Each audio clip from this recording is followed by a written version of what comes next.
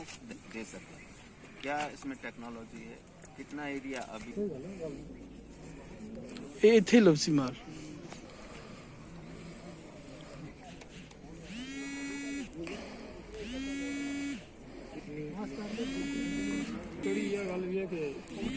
हम रिक्वायरमेंट है तो वो वेटनरी से यहाँ सेटअप कर सकते हैं, और वो एक आदमी ही रहेगा वेटनरी का। एक आध कोई उस तरह से डॉक्यूमेंट वगैरह कुछ हो जाए तो बात दूसरी है।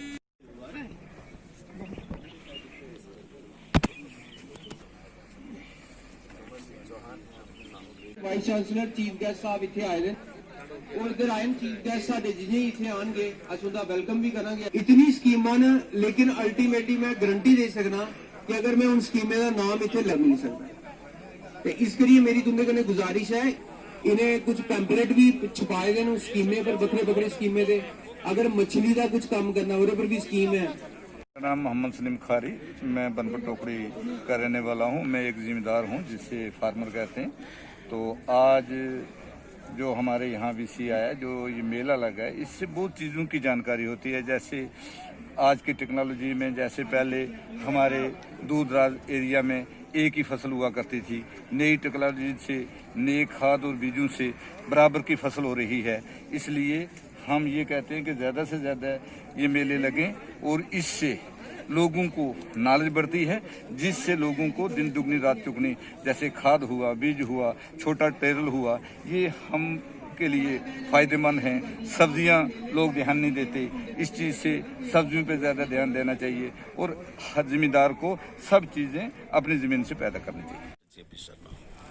वाइस चांसलर जो शेर Kashmir university of agriculture sciences and technology जो जम्मू में है, उसका वाइस चांसलर। ये किसान मेला बहुत इम्पोर्टेंट हमारे लिए है कि जो पूंछ जो डिस्ट्रिक्ट है ये बॉर्डर एरिया में आता है और कई बार यहाँ पर जो सुविधाएं हैं वो इतनी हो भी नहीं पाती हैं।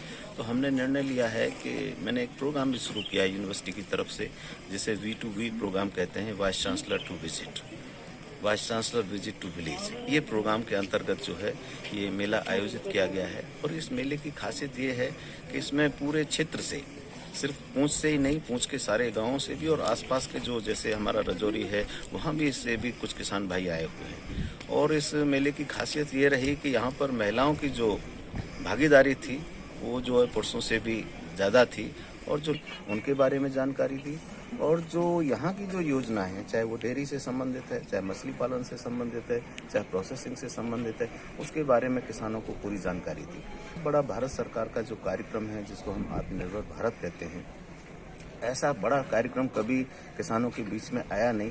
और उसका जो मूल जो उद्देश्य है आत्मनिर्भरता लाना है। और मेरा मानना है कि हमारे देश में यदि आत्मनिर्भरता आनी है तो वो खेती से होके आएगी, वो गांव से होके आएगी। और इसी को उद्देश्य में रखते हुए, जैसे हम बताएं कि 20,000 करोड़ जो है मछली पालन के लिए उसमें प्रावधान रखा गया है, 4,000 करोड़ हर्बल मेडिसिनल प्लांट के लिए रखा गया है, 15,000 करोड़ डेयरी के लिए रखा गया है। तो इस तरह की जो सारी योजना है उनके बारे में भी जानकारी